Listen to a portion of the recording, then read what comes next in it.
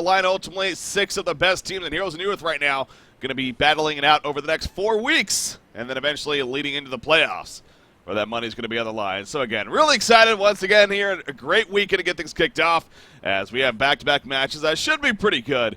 And the one you see in front of you that gets things started is, of course, going to be CiC Esports taking on The Last of Us. Both these teams obviously in the first cycle, and now here in this cycle. Anyways, enough rambling on there. I am BreakCBK Course, and I'm going to be joined by Mini Maggot once again as my co-caster. How's it going? Yeah, I'm good, man. How you doing? Good. You know, it's a weekend. It's Saturday. Got some Heroes of New Earth to look forward to, so I can't complain. Can't complain here.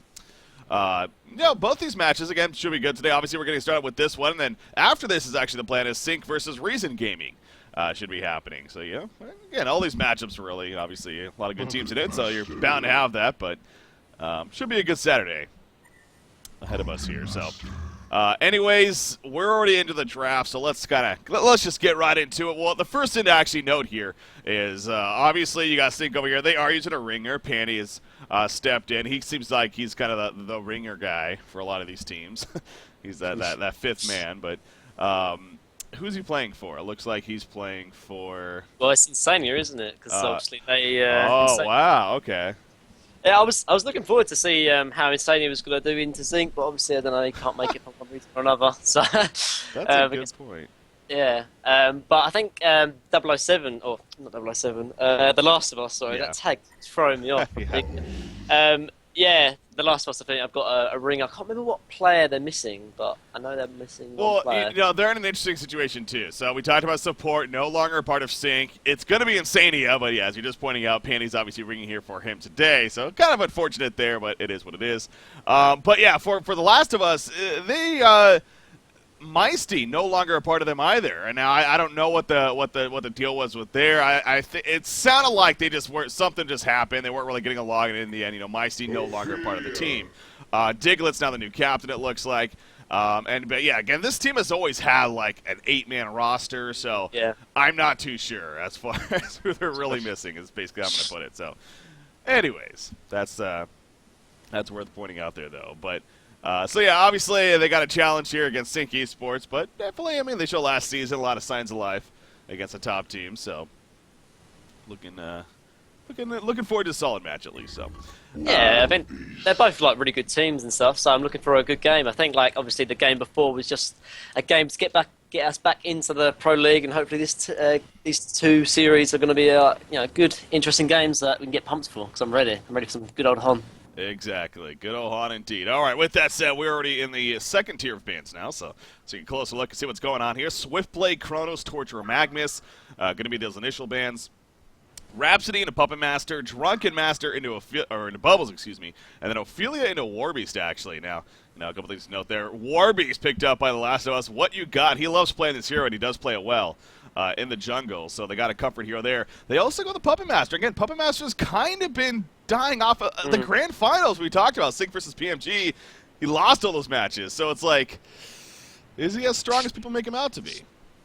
Yeah, I think like a lot more teams, we sort of spoke about it yesterday as well, but I think there's a lot more ways to sort of deal with Puppet Master than previously thought, and that's why we don't really see in blind band. We normally see like the blind bands coming up for heroes that most teams feel that there's almost no counter, or there's not a lot of counterplay to it. The main one probably being Chronos. There's not many heroes that can really counter him, so that's why we see him blind band. But with Puppet Master, there is a couple of ways to deal with him, and particularly is the Drunken Master, obviously, with his ultimate.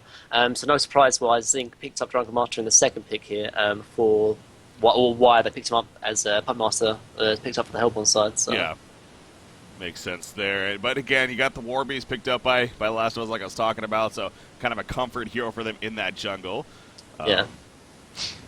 They got the double carry, though, with that set already, and, the bubbles on top of it, so still need to get that support option. I'm looking at the bans here. Okay, they banned Glacius as well as Sir Bensington with the bans on CiC. So Glacius being taken, that's kind of interesting. Yeah, I think that's more just to counter Ophelia, though, because that sort of bodes to me that they might potentially, or CiC might potentially be going aggressive long lane, because like Glacius, like you said before, like isn't really one of those heroes you'd ban out for like no reason. But obviously Glacius is quite a good counter against Ophelia, particularly if you're going to go defensive. So that's more just a cautionary ban. Just if they do go aggressive, then they won't get screwed over too much by the Glacius, as they've got Ophelia in the enemy jungle.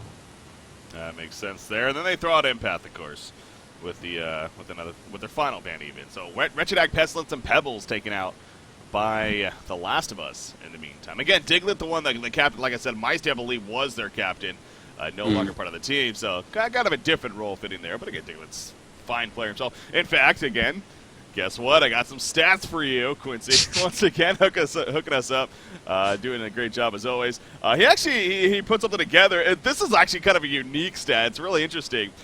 Basically, it's the most diverse players throughout Cycle 1 in terms of the most different heroes that they played and did fairly well with them.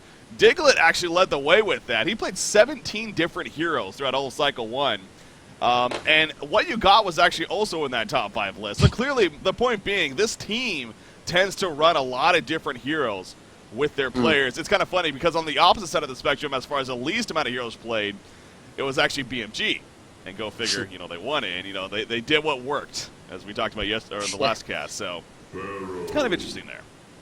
Yeah, it's definitely an interesting stat, but I mean, as we mentioned before, we saw BMG pick up like the Revenant and the Thunderbringer. Like they definitely have potential. I think maybe just some teams who are obviously maybe the better standard, like CiC and BMG, are maybe just too scared to try something new. Whereas the less experienced or better teams like The Last of Us are more willing and more risky to sort of take those risks and pick up different heroes and stuff.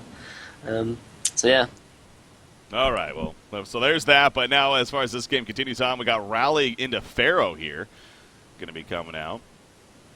Pharaoh's kind of an interesting pick against that Rally specifically, because obviously with the Compel ability, makes the Mummy Walls, and Mummy Walls can be dangerous when you have a War Beast on your team too. I don't know. I feel like that Pharaoh pick.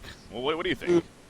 Yeah, it definitely makes sense. Like, there's kind of almost counter synergy between the two heroes. But I think, to be honest, like with like such a good team like The Last of Us and playing this kind of high tier level, like the coordination and the communication should be so on point and good enough so that like any issues or counter synergies should be sort of taken care of. So hopefully we won't see any sort of mummy walls coming up on this War Beast.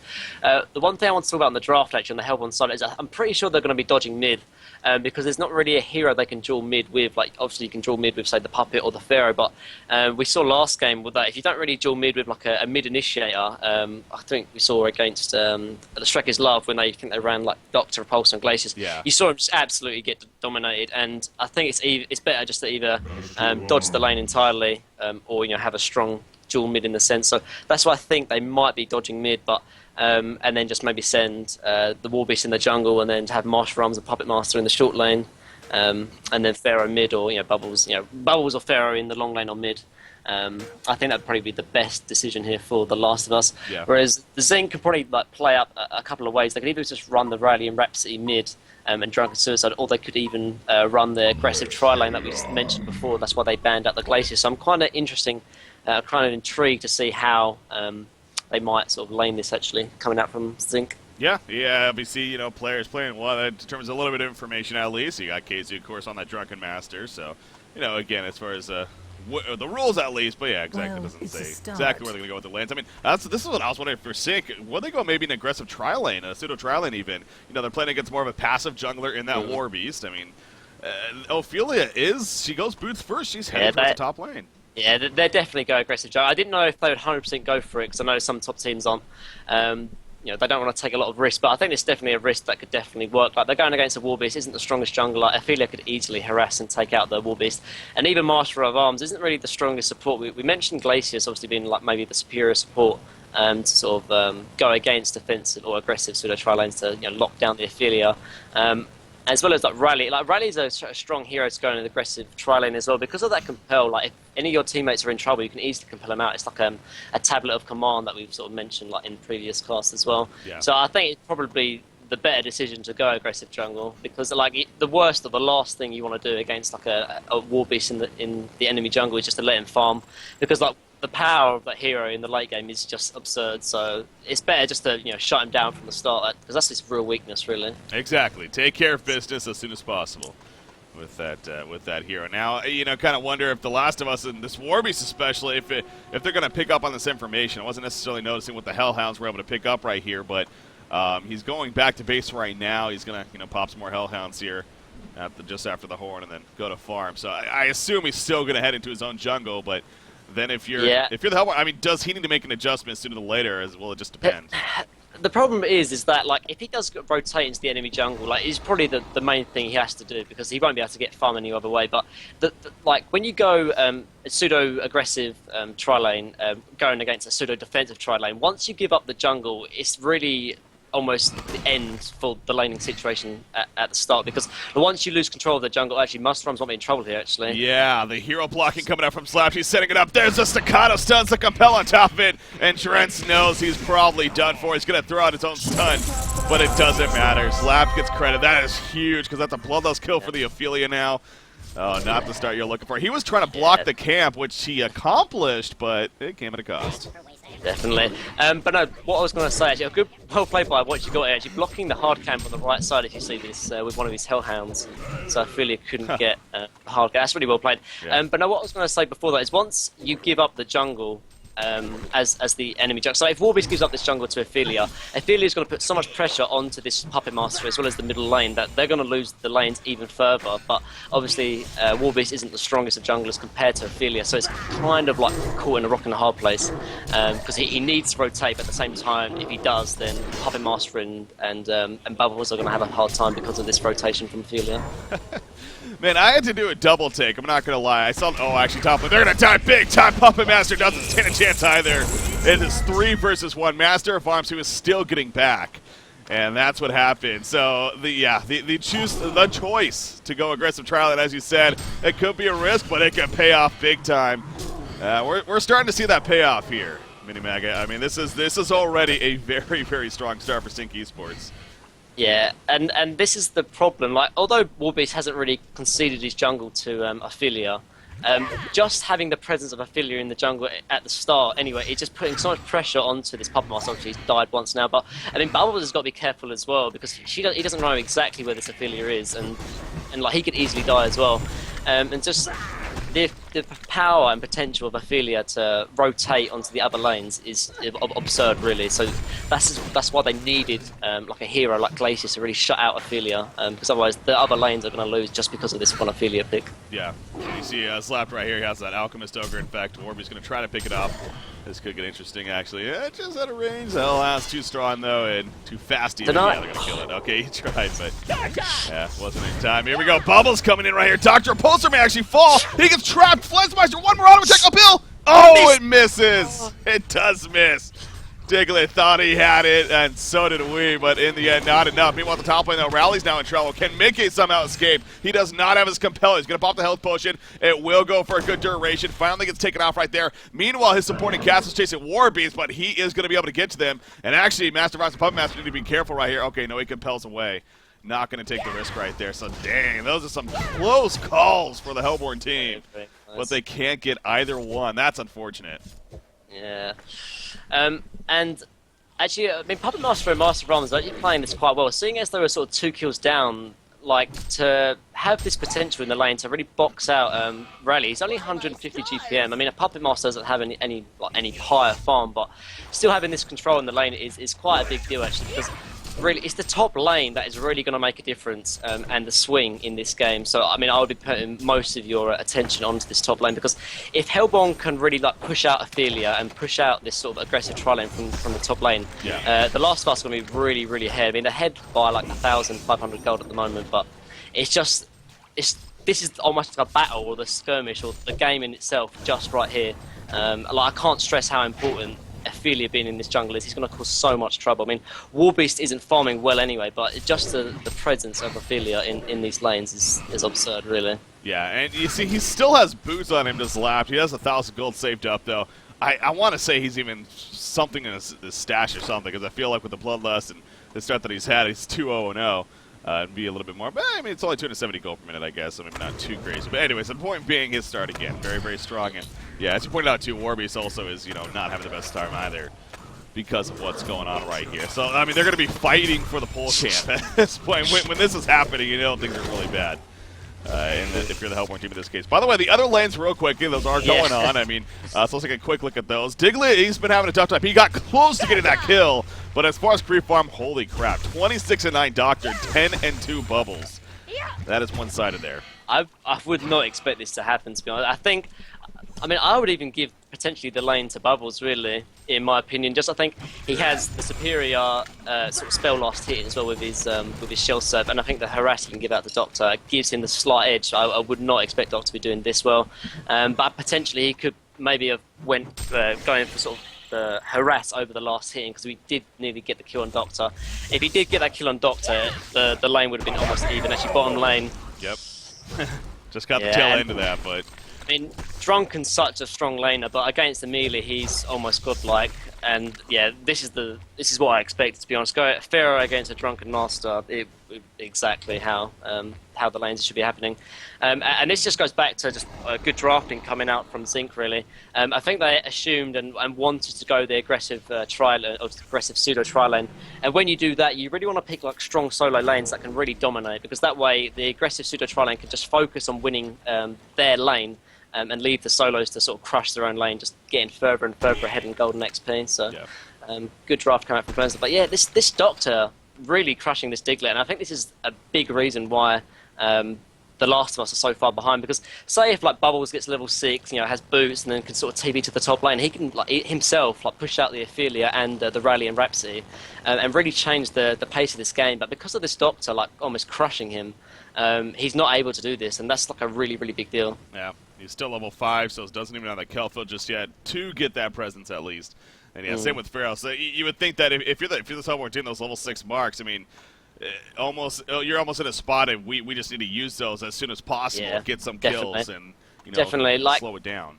Yeah, I've sort of said before, I think if you're winning the lane and your other lanes are suffering, then there's a potential that you could sort of stay in the lane if you're crushing your own lane. But if you're losing your own lane, and other lanes are losing as well, you should definitely rotate to help out, because we've stated before that this top lane and this aggressive pseudo tri lane is the big impact or big thing of this game, and for Bubbles to really sort of get involved and sort of help the Last of Us in that area is definitely something he needs to do, especially when he gets level 6, because it's really quite easy to set up a gank on this Ophelia. She's only level 3, yeah, she does have boots, but with say Bubbles and Master of Arms and Puppet Master, they could easily get the kill. Yeah.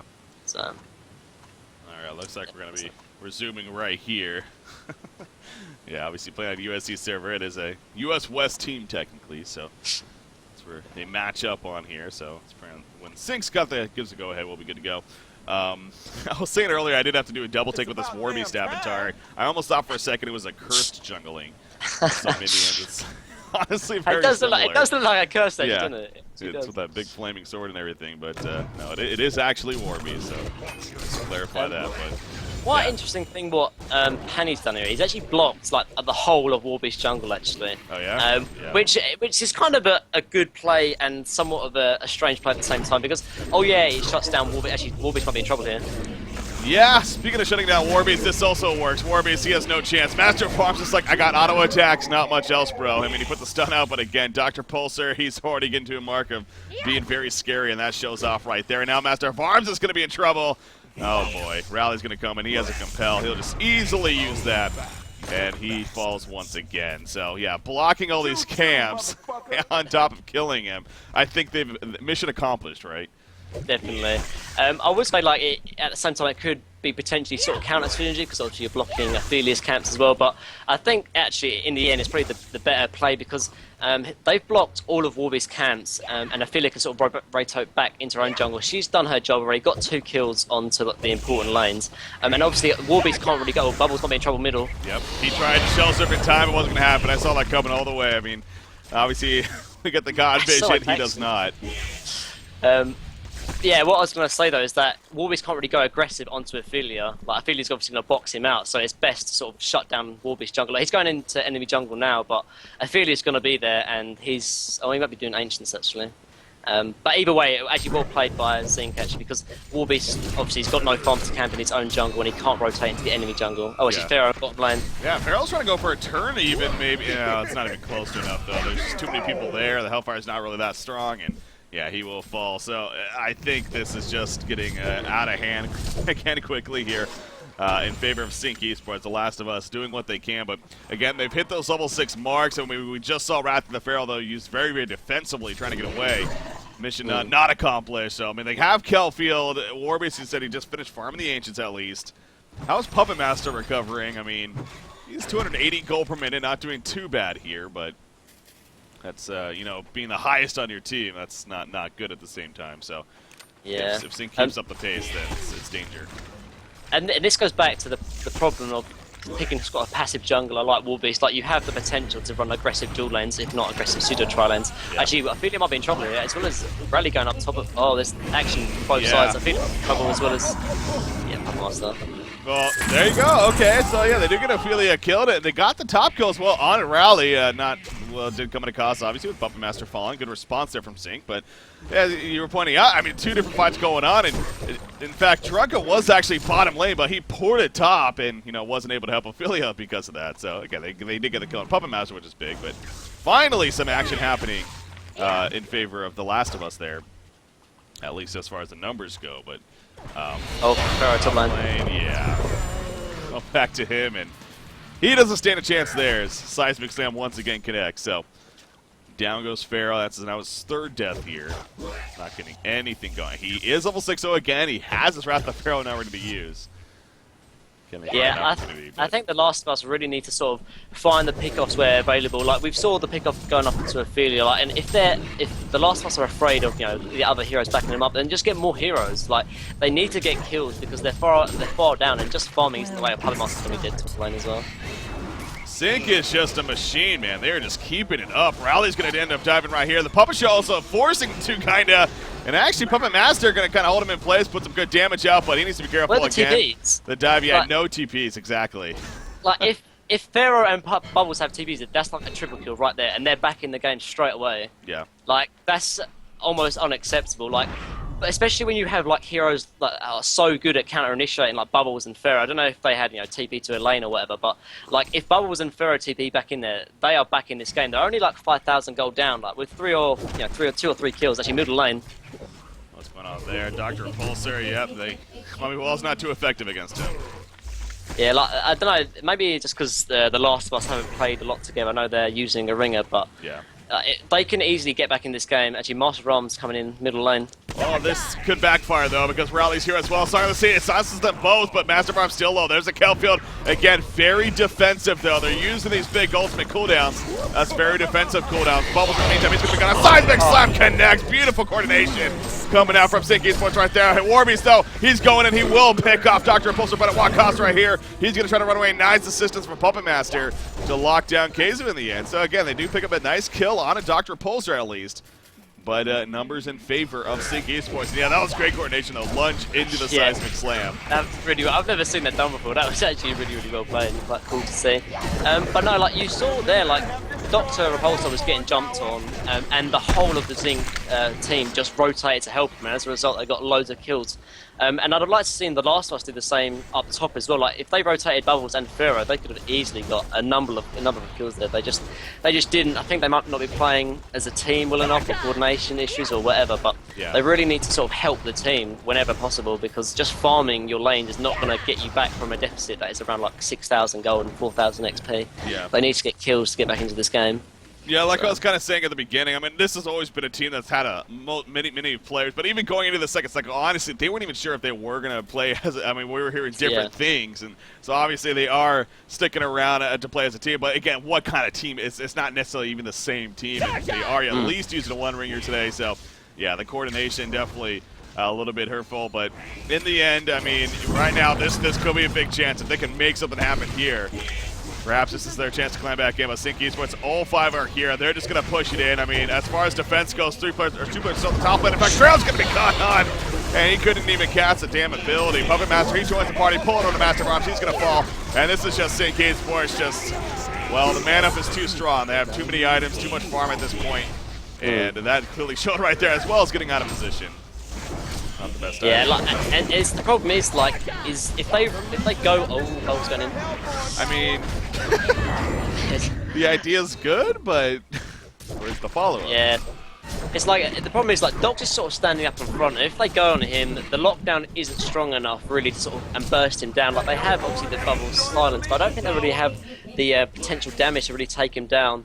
They have like Ophelia's heal and Astrolabe coming up soon, as well as Rally to sort of compel him back, as well as Rhapsody's protective melody. So Doctors can just sort of stay up in front and take any damage, knowing that he's not going to drop at all. And it's just a well played and nice draft, and we see Mastrom's going down as well. Yeah.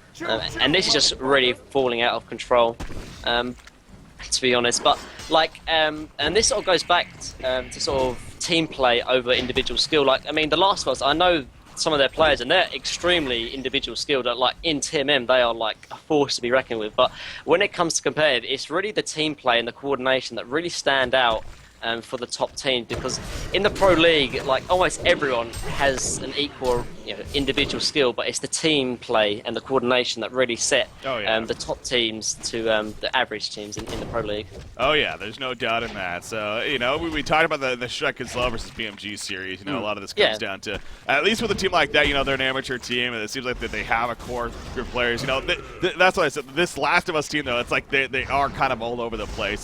The first step is really getting set the 5 to 6 players maybe that you're planning to play with, and kind of working off of that. But that's where I kind of feel like with this team, it's a lot more than just getting some experience, because I mean they have plenty of it. I mean individually amongst some of their players, but it's getting that solid team together. Bottom lane, Farrell doesn't stand a chance here. And I'm pretty sure. I mean, I think they've been looking at that timer for a while. I mean, ever since that Bubbles he ulted those players at the bottom lane with no follow up, it's like, well, there was no point for that, and they're at a point of, all right, we're probably just going to concede this soon. Yeah, and I understand though, like the miscommunication, coordination, because it's the same with my team. Like once you rotate a few players out, like some people's roles a little bit misunderstood. You're not the closest of people, so you coordinate and communicate less, and it all goes back to and all sort of results in like weaker coordination and communication, and as a result, it can lead to Warby's going to be falling here as well.